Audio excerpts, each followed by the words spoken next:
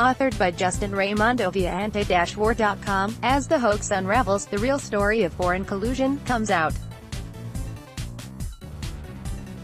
The conspiracy to overthrow a sitting U.S. president extends far beyond our own deep state. As I've been saying in this space for quite some time, it's been an international team effort from the beginning. Setting aside the British origins of the obscene dossier, compiled by ex-MI6 agent Christopher Steele, we now have further confirmation of foreign involvement in President Trump's decision to delay, perhaps indefinitely, the declassification of key Russiagate documents. While U.S. intelligence officials were expected to oppose the move, Trump was also swayed by foreign allies, including Britain, in deciding to reverse course, these people said. It wasn't immediately clear what other governments may have raised concerns to the White House, but of course the Washington Post knows perfectly well which other governments would have reason to raise concerns to the White House. It's clear from the public record that the following allies have rendered the resistance essential assistance at one time or another: United Kingdom. This entire episode has Her Majesty's Secret Service's fingerprints all over it.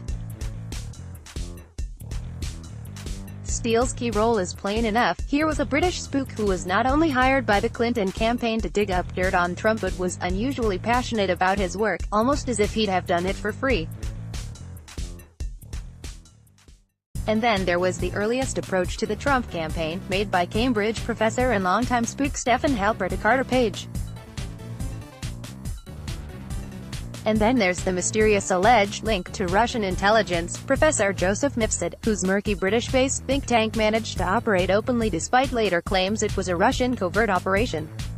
It was Mifsud who orchestrated the Russiagate hoax, first suggesting that the Russians had Hillary Clinton's emails, and then disappearing into thin air as soon as the story he had planted percolated into plain view. Some Russian agent, Australia. Why would the former Australian High Commissioner to the UK seek out George Papadopoulos, a low-level semi-advisor to the Trump campaign, and milk him for information while getting him drunk? Israel. So how did Papadopoulos find himself spilling his guts at a bar with a top Australian intelligence figure? The Times reports that the meeting at the bar came about because of a series of connections, beginning with an Israeli embassy official who introduced Mr. Papadopoulos to another Australian diplomat in London, Estonia. The Times and other outlets report that a Baltic intelligence agency was the first to relay concerns about Russian influence over the Trump team. I'm willing to bet it was the Estonians, who have always been the most actively anti-Russian actors in the region. Ukraine. Democratic National Committee members actually met with Ukrainian government leaders in an attempt to uncover dirt on Trump. Working together with the DNC, Democratic official and Ukrainian lobbyist Alexandra Chalupa received active assistance from the Ukrainian embassy, which became a veritable locus of Clintonian campaign operations. This is part of the price we pay for our vaunted empire, and the liberal international order, the striped pants set is so on about. As that grizzled old isolationist prophet, Garrett, described the insignia of empire at the dawn of the Cold War, there is yet another sign that defines itself gradually. When it is clearly defined, it may be already too late to do anything about it. That is to say, a time comes when empire finds itself a prisoner of history. The history of a republic is its own history. A republic may change its course, or reverse it, and that will be its own business, but the history of empire is a world history, and belongs to many people. A republic may restrain itself, wrote Garrett, but empire must put forth its power, on whose behalf? There are many claimants whose wealth, position, and prestige depend on the imperial largesse. When that claim is threatened, the satellites turn against their protector.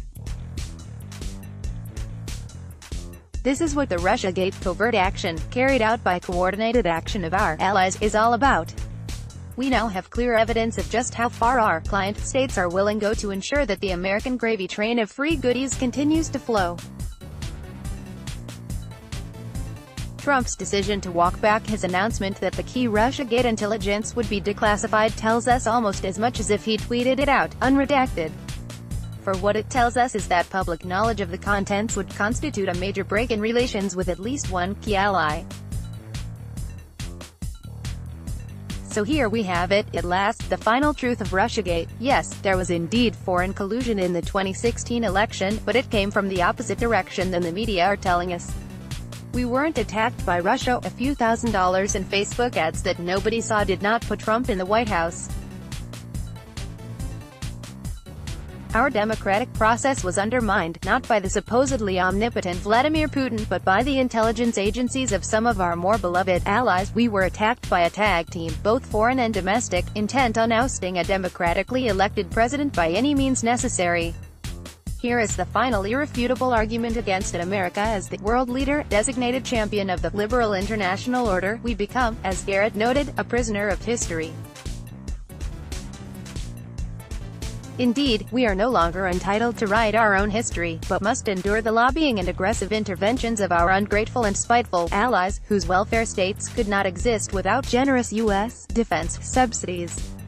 When those subsidies, subventions, and special privileges are threatened, as there by the nationalist cheapskate Trump, who would gladly demolish the whole decrepit, dated, and dangerous Cold War architecture with a wave of his hand.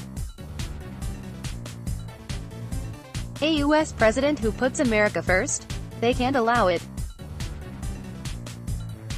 And that's really the essence of the fight, the issue that will determine the woof and warp of American politics in the new millennium. The global establishment has risen up against the people. There's no telling what the outcome will be, but one thing I know for sure, I know what side I'm on. Do you? Asterisk, asterisk, asterisk. An important and essential note to anti-war readers, our fund drive is going a bit slow. We need to pick up the pace. Please help support our message and our invaluable new coverage by donating today.